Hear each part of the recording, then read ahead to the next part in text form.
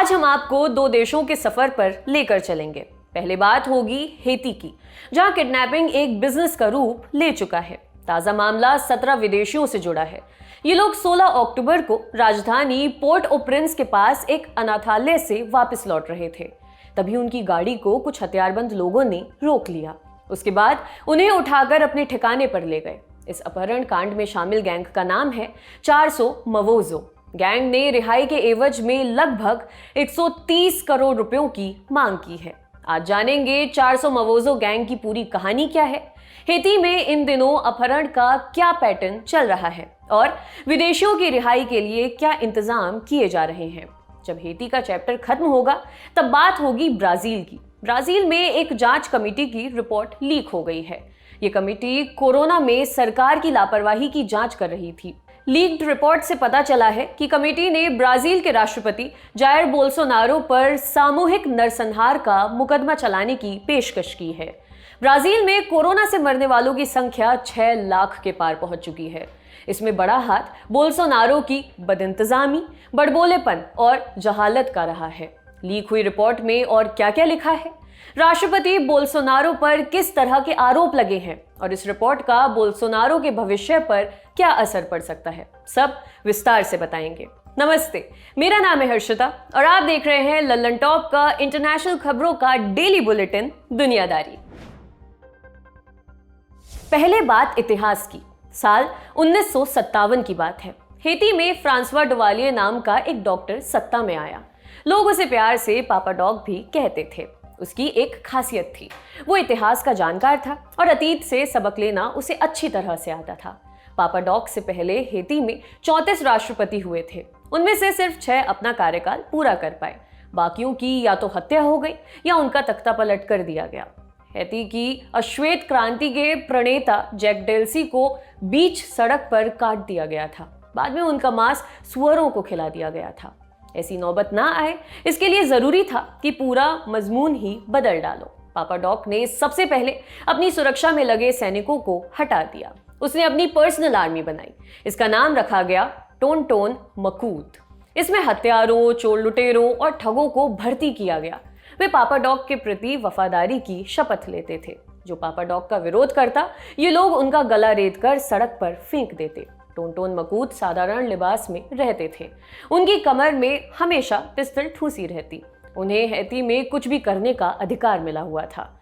टोनटोन मकूत को सैलरी नहीं मिलती थी। पैसों के लिए वो लूटपाट, मर्डर, किडनैपिंग पर निर्भर थे। उन्हें इसकी पूरी छूट थी। हेती में टोनटोन मकूत को छूने की हिम्मत किसी में नहीं थी।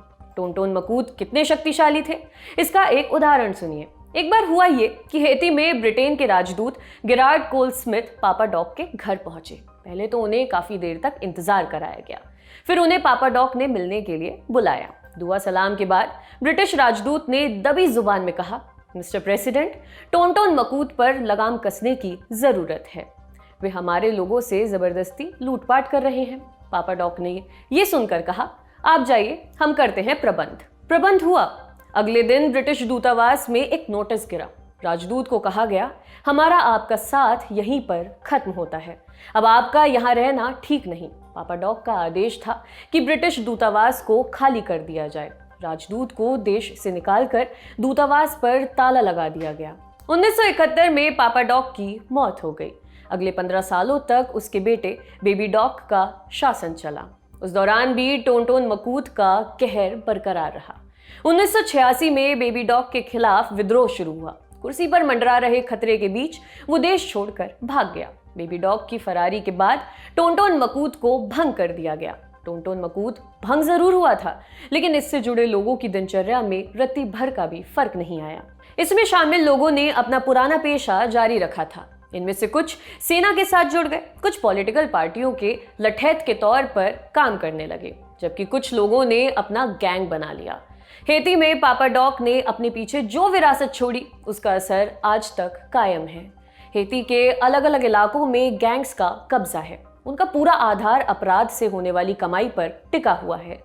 ये गैंग्स गरीब और अमीर में कोई भेदभाव नहीं करते। जिन इलाकों पर इनका कब्जा होता है, वहां वे बुनियादी सुविधाओं के लिए टैक्स वसूलते हैं, जैसे बस स्टॉप, बिजली पानी, दुकान लगाने आदि। अमीरों से वे प्रोटेक्शन मनी भी लेते हैं। जो लोग प्रोटेक्शन मनी देने से मना करते हैं उन्हें या तो किडनैप कर लिया जाता है या उनकी हत्या हो जाती है। सरकारी या प्राइवेट संस्थाओं से इनका हफ्ता बंधा होता है।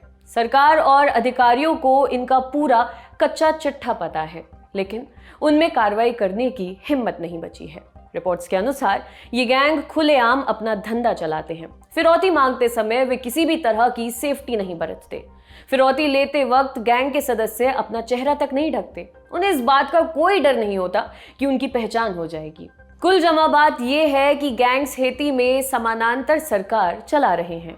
अब आपके मन में एक सवाल उठ रहा होगा कि ऐसा क्यों है? हेती में क्रिमिनल गैंग्स इतने ताकतवर क्यों होते जा रहे हैं? इसकी दो मुख्य वजहें हैं। पहला, मजबूत लीडरशिप की कमी। हेती लंबे समय से राजनीतिक अस्थिरता का सामना कर रहा है। जो कोई सत्ता में आता है उसका फोकस जनता की भलाई से ज्यादा अपने फायदे पर होता है। राजनेता और पुलिस प्रशासन इन गैंग्स से हाथ मिला लेते हैं। जो कोई इन अपराधों की शिकायत करता है उसी की जान खतरे में पड़ जाती है, क्योंकि पीड़ितों के रक्षक पहले ही अपराधियों के साथ मिले हुए होते हैं। जुलाई 2021 में कुछ अज्ञात लोगों ने राष्ट्रपति जोवेनल मोइज के घर में घुसकर उनकी हत्या कर दी थी। मोइज ने अप्रैल में गैंग्स पर सख्त कार्रवाई करने की बात कही थी। राष्ट्रपति की हत्या के बाद से हेती में अस्थायी सरकार चल रही थी। पिछले 9 महीनों में हेती में 600 से अधिक किडनैपिंग की घटनाएं दर्ज की गई हैं। पिछले साल इसी अवधि में 231 मामले सामने आए थे। दूसरी वजह है गरीबी और आर्थिक संकट। हेती में भ्रष्टाचार चरम पर है। विदेशों से आने वाली मदद नेताओं के निजी अकाउंट में जाती रही है। इसके अलावा गरीब और अमीर के बीच की खाई भी लगातार बढ़ रही है। कोरोना महामारी और दूसरी प्राकृतिक आपदाओं के कारण महंगाई बढ़ी है। रोजगार के अवसर कम हुए हैं। युवाओं के पास कमाने का कोई साधन नहीं है। इस वजह से गैंग्स में लगातार नए लोग शामिल हो रहे हैं। इसे रोकने में सरकार पूरी तरह से विफल रही है। अब सवाल ये आता है कि आज हेती की चर्चा क्यों? दरअसल 16 अक्टूबर को 400 मवोजो नाम के एक गैंग ने 17 विदेशी नागरिकों को किडनैप कर लिया है। इनमें से 16 लोग अमेरिका के हैं, जबकि एक कनाडा का नागरिक है। किडनैप हुए लोगों में 5 नाबालिग बच्चे भी हैं। सबसे छोटे बच्चे की उम्र 2 साल की बताई जा रही है। ये सभी लोग हेती की राजधानी पोर्टो प्रिंस के पास स्थित एक अनाथालय से वापस लौट रहे थे। अब 400 मवोजो कौन हैं? 400 मवोजो का शाब्दिक अर्थ होता है 400 नौसिखिए लोग। इस गैंग में 150 से अधिक सदस्य हैं। ये राजधानी के आधे से अधिक इलाकों को कंट्रोल करता है। 2021 में हेती में हुई कुल किडनैपिंग में से 80% में इसी गैंग का हाथ रहा है। ये ग्रुप अपना डर कायम करने के लिए हत्या और बलात्कार की घटनाओं में भी शामिल रहा है। एक समय तक मवोजो 400 कार चोरी के लिए कुख्यात थे, लेकिन बाद में उन्होंने अपने काम का अंदाज बदल दिया। आपराधिक गिरोहों के बीच एक बात पर सहमति रही है कि वे चर्च में दखल नहीं देंगे। उनके लिए ये लाल रेखा की तरह है, लेकिन मवोजो 400 ऐसे किसी बंधन को स्वीकार नहीं करता। इस गैंग ने पादरियों और चर्च से जुड़े लोगों को भी नहीं बख्शा है। मवोजो 400 का सरगना विल्सन जोसेफ है। 1 साल पहले ही पुलिस ने उसके खिलाफ वारंट निकाल दिया था। उसके नाम से वांटेड वाले पोस्टर देश भर में चिपकाए गए। इस बीच विल्सन वीडियोज में प्रकट होता रहा है। इसमें वो अपने गैंग के कारनामों को बढ़ा चढ़ाकर पेश करता रहा है। अप्रैल 2021 में इस गैंग ने 5 पादरियों और 2 नन को किडनैप किया था। इनमें से 2 फ्रेंच नागरिक थे।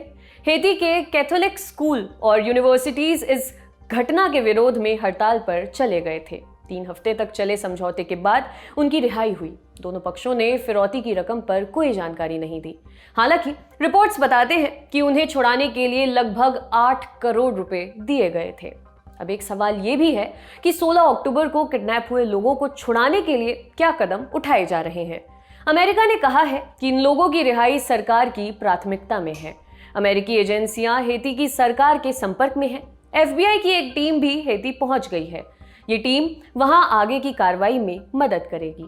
कनाडा सरकार भी अपने नागरिक को बचाने के लिए हर संभव कोशिश कर रही है। 400 मवोजो की लीडरशिप में दूसरे नंबर पर मौजूद जोली जमाइन 1 साल से जेल में बंद हैं। हेती के अधिकारी उसके जरिए समझौते का रास्ता तलाश रहे हैं। सामूहिक अपहरण की इस घटना ने इतना तो साफ कर दिया है कि हेती में कोई भी सुरक्षित नहीं है। हेती की लीडरशिप इससे निपटने में असमर्थ साबित हो रही है। हालिया मामला उनके दायित्व और उनकी शक्ति का लिटमस टेस्ट है। फेल होने की स्थिति में सरकार का अस्तित्व खतरे में पड़ सकता है। इस मामले में जो भी अपडेट्स होंगे वो हम आप तक पहुंचाते रहेंगे। हेती के चैप्टर को यहीं पर विराम देते हैं। अब चलते हैं ब्राजील की तरफ। ब्राजील कोरोना से होने वाली मौतों के मामले में दूसरे नंबर पर है। यहाँ 6 लाख से अधिक लोग कोरोना का शिकार हो चुके हैं। कोरोना के खिलाफ सरकार के रिस्पॉन्स की जांच के लिए ब्राजील की सेनेट ने एक कमेटी बनाई थी। इस कमेटी ने मई 2021 में काम शुरू किया। 6 महीने बाद उनकी रिपोर्ट का पहला ड्राफ्ट बाहर आया है। इस रिपोर्ट को तैयार करने के दौरान कमेटी ने हजारों सरकारी दस्तावेजों को खंगाला और 60 से अधिक सरकारी अधिकारियों से पूछताछ की। इनमें कई पूर्व मंत्री भी शामिल थे, जिन्हें बोल्सोनारो ने निजी खुन्नस के चलते बर्खास्त कर दिया था। आइए बताते हैं कि कमेटी की 1200 पन्नों की रिपोर्ट में क्या क्या है। इस रिपोर्ट में सरकार की लापरवाही और बदइंतजामी को उजागर किया गया है। इसमें कहा गया है कि शुरुआती असफलता के बावजूद सरकार ने सावधानी नहीं बरती। अगर शुरुआती चरण में ही वैक्सीन की खरीद की गई होती तो कम से कम 95,000 लोगों की जान बचाई जा सकती थी। रिपोर्ट में यह भी कहा गया है कि राष्ट्रपति बोल्सोनारो हर्ड इम्यूनिटी पर भरोसा करते रहे, जबकि ये कहीं पर भी साबित नहीं हुआ था। इसमें यह भी लिखा है कि कोरोना महामारी के दौरान सरकार की गलतियों के लिए राष्ट्रपति बोल्सोनारो जिम्मेदार हैं। उन्होंने अपने ही स्वास्थ्य मंत्रालय की सलाहों को ठीक से नहीं माना। बोल्सोनारो ने बिना प्रमाण के दवाओं का प्रचार किया। उनका यह रवैया हजारों लोगों के लिए घातक साबित हुआ। जायर बोल्सोनारो लंबे समय तक मास्क लगाने से बचते रहे थे। महामारी के बीच में उन्होंने बड़ी बड़ी रैलियां आयोजित की थी। उन्होंने अभी तक वैक्सीन भी नहीं लगाई है। कमेटी ने उनके ऊपर 13 चार्जेस लगाने का प्रस्ताव दिया है। इनमें से एक प्रस्ताव सामूहिक नरसंहार का मुकदमा चलाने से जुड़ा हुआ है। सेनेट की कमेटी ने बोल्सोनारो के अलावा 68 और लोगों पर मुकदमा चलाने की बात कही है। इनमें बोल्सोनारो के 3 बेटे भी शामिल हैं।